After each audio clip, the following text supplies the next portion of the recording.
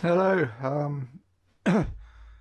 Today is day three of my COVID Chronicles series on YouTube, and day three of when things started to really get locked down properly. So, on Friday night, obviously all the schools shut, the cafes shut, and all the public gathering places were told to not gather. The cinemas and the pubs and the clubs, etc., etc. So roll forward until tonight, which is Monday night. I don't know what day of the week it is anymore. So roll forward to Monday night. So we are now on proper lockdown. The Boris Johnson was online earlier on tonight, saying that everything is going to be shut. The only things that are remaining open are shops for food, and that no one to go outside and travel unless it's to see an elderly relative for supporting them for the care needs or for medical needs, of getting to or from work, and only if you can't work from home. It's a big amount of news to take in one night. We're all kind of expecting it, and in some ways we were hoping for it. Maybe I know it's been a bit of a rough weekend, and I've had a bit of a shit day today myself. Is that I've just not known where to focus or what to put my energy into. Um, that not knowing where what shops are going to be closed and which ones are going to be open. I've got loads of projects and go out and get stuff from places like Wix and B&Q, and I can work quite happily on my own on them in the middle of the field for ages, working towards my next project. However, it looks like now that I won't be able to get those things for that project. And so this has really put a massive hold on our lives. It is affecting our business plans. It is affecting our where we're living, affecting what we're doing. Now, I think like many of you, now I know loads of you have gone off to live on a van life or about to start your van life journeys, and suddenly it's all been thrown into chaos. People are being forced to spend their savings potentially just to survive, and will not be able to go travelling anymore. Maybe, or people that work in the NHS have been asked to go back and support with the national effort, inverted commas. And we've had everyone's hospital appointments are being cancelled left, right, and centre for anything other than something that's really serious. It's been a tricky day, because this has so far made it really difficult for me to see some of my children.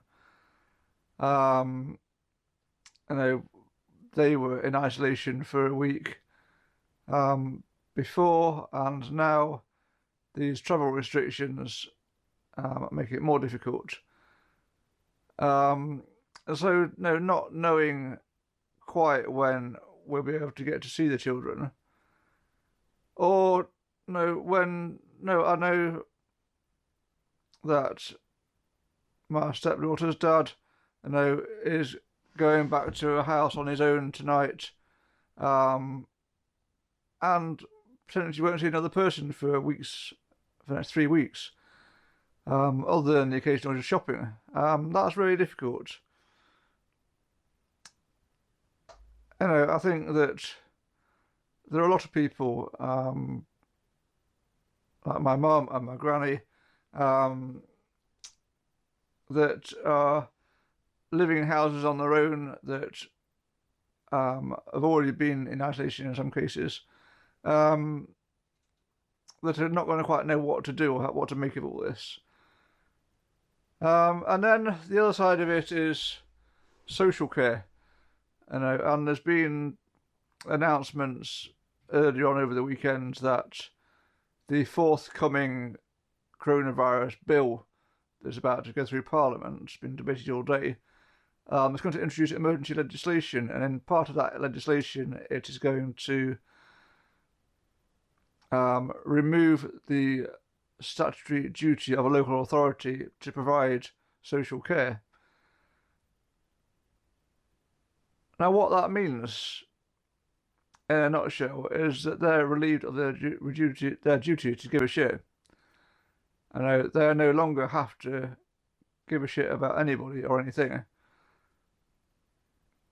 Now, if you are a carer in a community and you're worried about contracting coronavirus from patients, I understand that's a real valid concern. And necessary measures should be put in place to give you protective gear when you're caring for patients in the community in the current situation. Now, what is not okay is for vulnerable, elderly, disabled people to be left on their own in the middle of a crisis. Now, some people can't even change their clothes or go to the toilet without support, or get food or cook a meal. This is a situation where perhaps the army should be helping to support these people, rather than control the movements of everybody else. So I've got some real big concerns about that. I'm really hoping that people aren't just going to be left to die and literally rot and die in their own homes because no one's there to care for them. That is a big concern. And I would like to have further clarification from the government about how they're going to look after elderly, vulnerable people, and of course the homeless, which has been the homeless have been mentioned, but as far as I'm aware, nothing's been put into place as of today to aid the homeless. So I think it raises more questions and answers at the moment about this lockdown situation.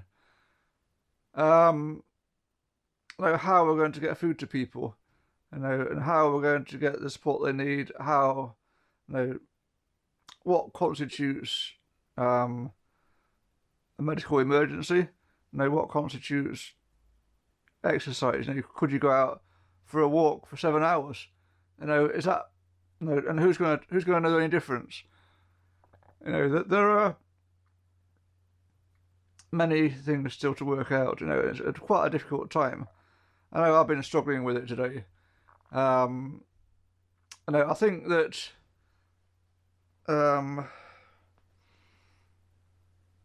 in some ways the announcement everything's going to shut gives a bit of clarity over what we can and can't do. It doesn't help with things like seeing my children. And it doesn't help with ensuring that our elderly family members are cared for properly. So I think, at the end of it, it's been a really unsettling weekend, an unsettling time for everybody.